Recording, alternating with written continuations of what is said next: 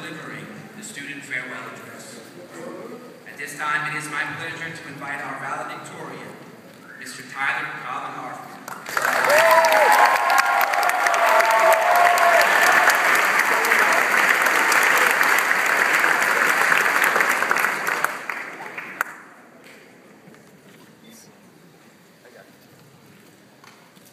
Welcome, Most Reverend Robert Lynch, Mr. Alberto Vasquez Matos, Superintendent of Schools, Reverend Michael Conway, President, Mr. John McMahon, Principal, honored guests, administrators, faculty, staff, family, friends, and of course, the graduating class of 2012.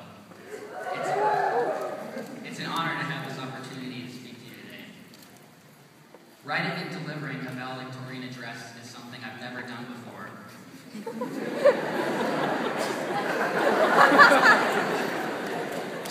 I had no idea how to start, so I Googled it.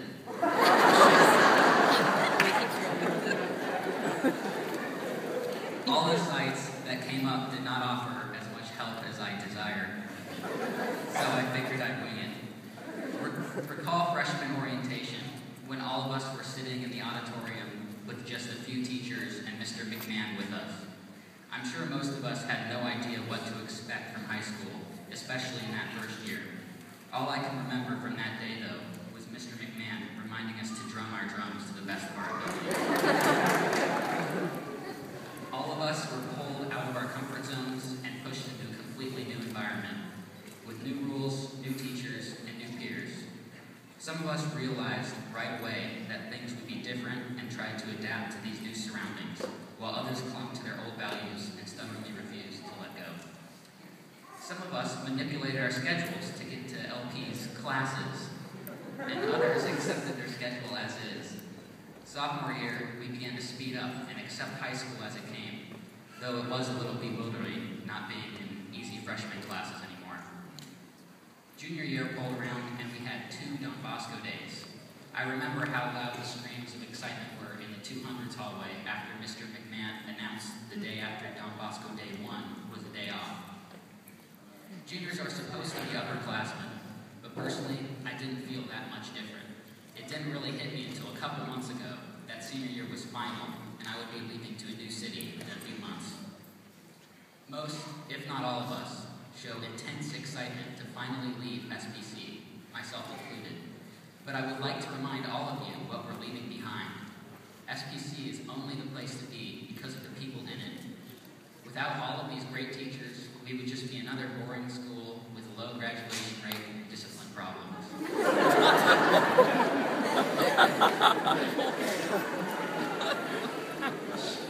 She told me not to say it, but Mrs. Harwell, you've been like a mother to me, and many others in the years we've had you, and I love the times we had in class when you weren't teaching. I've had Mrs. Schuler since 5th grade at Blessed Sacrament. She's one of the hardest working and most dedicated individuals I've ever had the pleasure of knowing in my life. Without her, I don't know if I would have been able to get a 5 on AP Bio or even survive AP Chemistry. But I did, and I'd like to think she deserves a lot of the credit.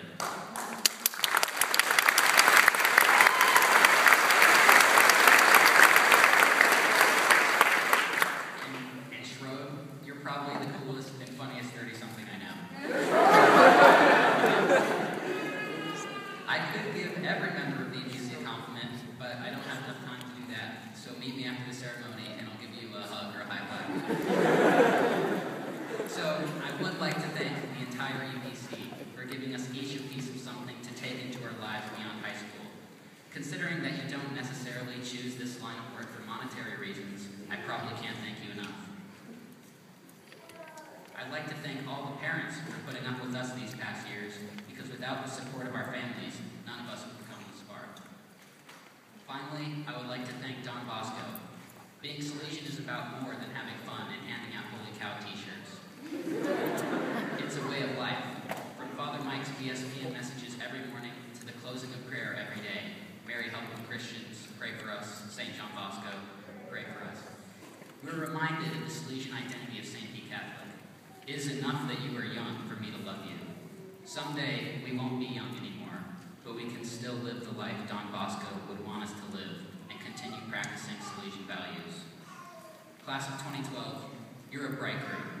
You're some of the smartest, funniest, and kindest people I know. We all have so much potential, and college is right around the corner. We have come a long way since the beginning of freshman year, but I believe SPC has made us all better people. I hope that none of you forget the friends and family you made along the way, and like Maggie said on Thursday, smile because it happened. Never forget what you are capable of. It may sound cliche, but you can accomplish anything you set your mind to. Many of you may recall that I was an extremely negative and judgmental person. In these past months, I've changed. You, the class of 2012, have led me to realize how awesome all of you really are.